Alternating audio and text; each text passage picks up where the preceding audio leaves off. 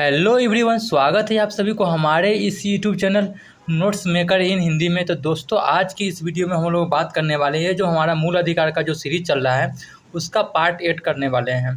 इससे कि पहले हम लोगों ने ऑलरेडी पार्ट 7 तक कंप्लीट कर चुके हैं। अगर आप लोगों वाली वीडियो नहीं देखे हैं तो उसका हमने लिंक डिस्क्रिप्शन में दे दिया है, या तो फिर आप हमारे प्लेलिस्ट चेक करिए, वहाँ पर आपको मिल जाएगा। और यह जो नोट्स चल रही है ये लक्ष्मीकांत के जो है जो बुक है उसी के अकॉर्डिंग जो है यह चल रही है। ठीक है, चलिए हम लोग शुरू करने वाले हैं। जैसे कि हमने पीछे देखे थे कि हाई कोर्ट और सुप्रीम कोर्ट को जो है अगर मूल अधिकार के हनन होता है तो आप वहां जा सकते हैं और उसके संदर्भ में जो है वो जो है रीट जारी कर सकते हैं। तो रीट का जो है प्रकार के हम देखते हैं कि रीट कितने कितने प्रकार के होता है। तो हम बात करते हैं रीट जो है, एक तरह से हम देखते हैं तो 5 प्रकार का जो है रीट होता है।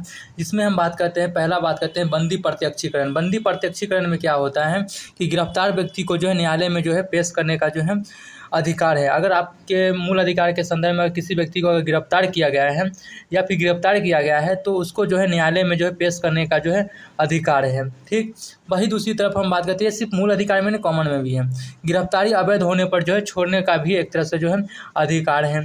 ठीक, अब दूसरा हम बात करते हैं परमादेश। परमादेश में क्या होता है कि जब सरकारी पदाधिकारी संवैधानिक दायित्व व नियम का पालन नहीं करते हैं तो उनके ऊपर जो है एक तरह से जो है परमादेश लगाया जाता है।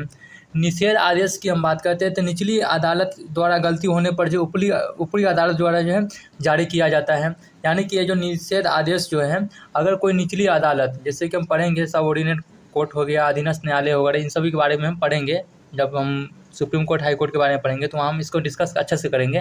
लेकिन यहाँ पे थोड़ा सा इसको जो है नॉलेज लेना ज़रूरत है कि आपको अगर निचली अदालत द्वारा अगर गलती होता है तो क्या होता है कि जो ऊपरी अदालत यानी कि हाई कोर्ट के द्वारा गलती हो गया तो ऊपरी कोर्ट कौन हो गया, सुप्रीम कोर्ट जो है द्वारा जो है जारी करना।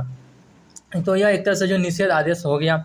अब हम बात करते हैं उत्प्रेषण रीट। उत्प्रेषण रीट में क्या होता है कि जब निचली अदालत या सरकारी अधिकारी बिना अधिकार का जो कोई कार्य करता है, ठीक है, यानी निचली अदालत जो है मतलब कि बिना अधिकार का जो कोई कार्य करता है उसके ऊपर जो एक तरह से जो उत्प्रेषण रीट जो है लगाया जाता है।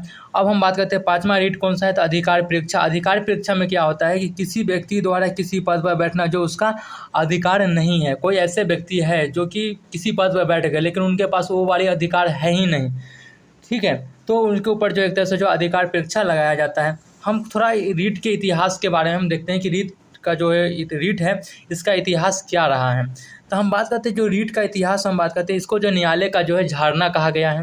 ठीक है, वही दूसरी तरफ हम रीट के बारे में बात करते हैं तो यह जो अंग्रेजी कानून से लिया गया है। और बात करते हैं यह जो ब्रिटेन में था, ब्रिटेन में जो है राजा के द्वारा जो है जारी किया जाता था, यानी अंग्रेजी कानून से लिया गया है। तो अंग्रेज कहाँ के थे, सिंपल सी बात है, तो ब्रिटेन के राजा द्वारा जो है यह जो रीट जारी किया जाता था। तो फिर ये रीट के द्वारा क्या होता था, तो ब्रिटिश लोगों का जो है स्वतंत्रता एवं अधिकारों को जो है यह जो रीट जो है कायम रखता था। ठीक, अब हम बात करते हैं कि अनुच्छेद 33। अनुच्छेद 33 में हम बात करते हैं सशस्त्र बल एवं मूल अधिकार पर प्रतिबंध। यानी कि अनुच्छेद 33 के तहत जो है कुछ ऐसे मूल अधिकार पर जो है प्रतिबंध लगाया जा सकता है। कुछ ऐसे सर्विस है उसमें जो है आपको जो मूल अधिकार को जो है उपयोग करने के लिए जो है नहीं मिलता है। जैसे कि हम बात करते हैं मूल अधिकार पर जो प्रतिबंध लगाया जाता है, जैसे कि हम बात करते हैं सशस्त्र बल। सशस्त्र बल में हम बात करते हैं थल सेना हो गया, वायुसेना हो गया और नौसेना हो गया। वही दूसरी तरफ हम बात, ये तो थल मतलब सशस्त्र सेना हो गया। सशस्त्र सेना में जो 3 सेना आते हैं, जैसे कि थल सेना हो गया, वायुसेना हो गया और नौसेना आ गया। इसी तरह हम बात करते हैं कि अर्धसैनिक बल। अर्धसैनिक बल भी एक तरह से जो मूल अधिकार का जो है प्रॉपर यूज नहीं कर पाते हैं। पुलिस बल हो गए, खुफिया एजेंसी हो गई, इन सभी के ऊपर जो है मूल अधिकार जो है अप्लीबल नहीं होता है। ठीक है, बात करते हैं कि सेना जो अनुच्छेद 19 का भी उपयोग नहीं करता है, वो तो पहले ऊपर देख लिया, थल सेना, वायुसेना और नौसेना। थल सेना में आते हैं ना हमारे आर्मी। सेना से जुड़ी मामले में जो एक तरह से जो रीट भी जारी नहीं होता है। ठीक, बात करते हैं कि इसका उद्देश्य क्या है। इसका उद्देश्य यह है कि अच्छे तरह से जो है काम कर पाना और अनुशासन को जो है बनाए रखने के लिए। ये जो मेंस के पॉइंट से आप इसको कोटेशन डाल सकते हैं। बात करते हैं कि इस तरह के जो संसद द्वारा बनाए गए कानून किसी न्यायालय में किसी मूल अधिकार के उल्लंघन के संदर्भ में जो है चुनौती नहीं दिया जा सकता, क्योंकि हमने ऊपर ही देख रही तो इसमें ज़्यादा समझने की बात नहीं। समझ गए होंगे, नहीं समझे तो कमेंट करके बता दीजिएगा, हम बता देंगे। अब हम बात करते हैं अनुच्छेद 34। अनुच्छेद 34 जो है एक तरह से जो मार्शल लॉ से संबंधित है। ठीक है, बताया जाता है कि जब मार्शल लॉ लगाया जाता है तो मूल अधिकार पर जो है प्रतिबंध लगाया जा सकता है।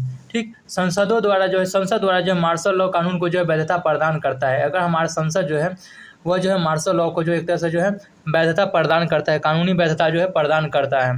लेकिन मार्शल लॉ लगाने पर हमारा मूल अधिकार पर जो एक तरह से जो प्रतिबंध लगाया जा सकता है। तो फिर एक तरह से मार्शल लॉ के बारे में हम देखते हैं। तो मार्शल लॉ क्या होता है? तो अंग्रेजी कानून से यह जो है संबंधित है। इसका बात करते हैं तो मार्शल लॉ के बारे में बात करते हैं तो यह जो है संविधान में इसका जो है उल्लेख किया गया है। साधारण कानून से जो है कुछ विशेष परिस्थिति पर जो है मार्शल लॉ लगाया जाता है। और मार्शल लॉ में क्या होता है कि सेना जो है अपने नियम चलाता है, ठीक है। प्रशासन की जो शक्ति जो एक तरह से हम बात करते हैं सेना के पास होता है, और सेना के पास इतना प्रशासन की शक्ति होता है कि वह जो है मृत्युदंड तक जो है देने का जो उसके पास जो है प्रावधान होता है, ठीक। अब हम बात करते हैं कि अनुच्छेद 35 में बताया गया है कि संसद द्वारा जो है मूल अधिकार को जो है एक तरह से प्रभावी बनाने वाले कानून बनाने की जो है शक्ति दिया गया है, ठीक। वही अनुच्छेद 35 में एक चीज़ और प्रावधान दिया गया जो कि काफ़ी ज़्यादा इंपॉर्टेंट है कि संसद जो है हाई कोर्ट या सुप्रीम कोर्ट के अलावा किसी अन्य को भी जो है रिट जारी करने के लिए जो है आदेश दे सकता है। तो दोस्तों आज की वीडियो में हम लोग यहीं पर मूल अधिकार का जो पूरा चैप्टर जो है हमारा लेक्चर 8 तक जो है कंप्लीट हो चुका है। और फिर हम लोग मिल रहे हैं आपको नेक्स्ट क्या रहेगा आपका, हाँ, प्रेसिडेंट राष्ट्रपति के बारे में हम लोग पढ़ेंगे, जो कि इसका भी 1-2 वीडियो होगा और इसी तरह से जो है सारा कंप्लीट हो जाएगा। तो दोस्तों आप लोग नए हैं चैनल पर तो चैनल को सब्सक्राइब कर लीजिए, क्योंकि अभी तक हमें भी कुछ मोटिवेट मिले कि हाँ कर रहे हैं तो काम सही जा रहा है। और नोट्स इसका प्रॉपर बनाइए। फिर हम लोग मिलते हैं नेक्स्ट वीडियो में, तब तक के लिए बाय बाय, धन्यवाद, थैंक यू। प्रॉपर पढ़िए, नोट्स बनाइए, रिवीजन कीजिए, मॉक टेस्ट लगाइए।